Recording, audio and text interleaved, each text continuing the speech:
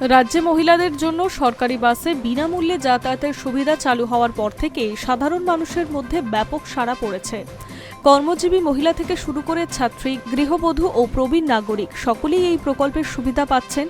বর্তমানে সরকারি বাসে উঠলে মহিলা যাত্রীদের জিরো ভ্যালু টিকিট দেওয়া হচ্ছে।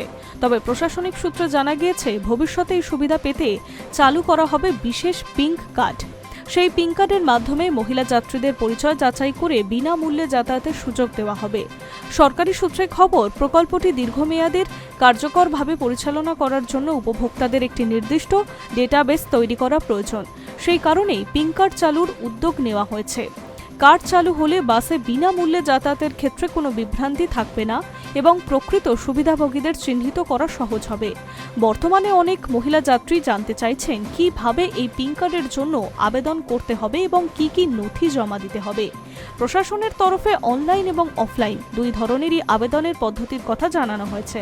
পিঙ্ক কার্ডের জন্য অনলাইনের আবেদন করতে হলে প্রথমে পশ্চিমবঙ্গ সরকারের নির্দিষ্ট অফিসিয়াল ওয়েবসাইটে যেতে হবে। সেখানে পিঙ্ক কার্ড সংক্রান্ত একটি আলাদা লিঙ্ক পাওয়া যাবে। সেই লিঙ্কে ক্লিক করে আবেদন প্রক্রিয়া শুরু করতে হবে। প্রথম ধাপে আবেদনকারীকে নিজের নাম, মোবাইল নাম্বার দিয়ে রেজিস্ট্রেশন সম্পূর্ণ করতে হবে।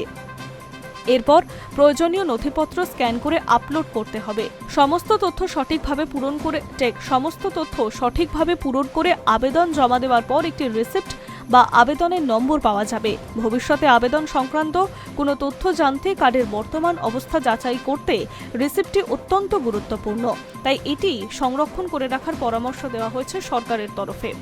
কি কি নথি লাগবে বলে রাখা ভালো। আধার কার্ড, ভোটার কার্ডের পরিচয়পত্র, স্থায়ী বাসিন্দাদের শংসাপত্র, সাম্প্রতিক পাসপোর্ট সাইজ ছবি, সক্রিয় মোবাইল নাম্বার। এই নথিগুলির ভিত্তিতে আবেদনকারীর পরিচয় এবং বাসস্থানের তথ্য যাচাই করা হবে। যারা অনলাইনে আবেদন করতে স্বচ্ছন্দ নন তাদের জন্য অফলাইনে আবেদন করার ব্যবস্থাও রাখা হয়েছে। গ্রামীণ এলাকার বাসিন্দাদের সংশ্লিষ্ট ব্লক উন্নয়ন আধিকারিক অফিসে গিয়ে যোগাযোগ করতে হবে। সেখানে নির্ধারিত আবেদনপত্র সংগ্রহ করে প্রয়োজনীয় নথি সংযুক্ত করে জমা দিন। অন্যদিকে পুরসভা বা পৌর এলাকার বাসিন্দারা সংশ্লিষ্ট পুরসভা অফিসে গিয়ে আবেদন করতে পারবেন। ফর্ম জমা দেওয়ার পর প্রশাসনের পক্ষ থেকে আবেদনকারীর তথ্য যাচাই করা হবে। সমস্ত তথ্য সঠিক প্রমাণিত হলে আবেদনকারীকে পিঙ্ক কার্ড প্রদান করা হবে। প্রশাসনিক মহলের মতে পিঙ্ক কার্ড চালু হলে প্রকল্প পরিচালনা করা আরও সহজ হবে। একই সঙ্গে প্রকৃত উপভোক্তাদের চিহ্নিত করা, সরকারি সুবিধার স্বচ্ছতা বজায় রাখা সম্ভব হবে। যাত্রীদের বারবার পরিচয়পত্র দেখানোর প্রয়োজন কমে যাবে। বিশেষজ্ঞদের মতে মহিলাদের জন্য বিনামূল্যে বাস যাতায়াতের এই উদ্যোগ কর্মসংস্থান, শিক্ষা এবং দৈনন্দিন যাতায়াতের ইতিবাচক প্রভাব ফেলেছে। অনেক পরিবার পরিবহন খরচা কমাতে পারছে এবং মহিলাদের স্বাধীনভাবে যাতায়াতের সুযোগ বৃদ্ধি পাচ্ছে।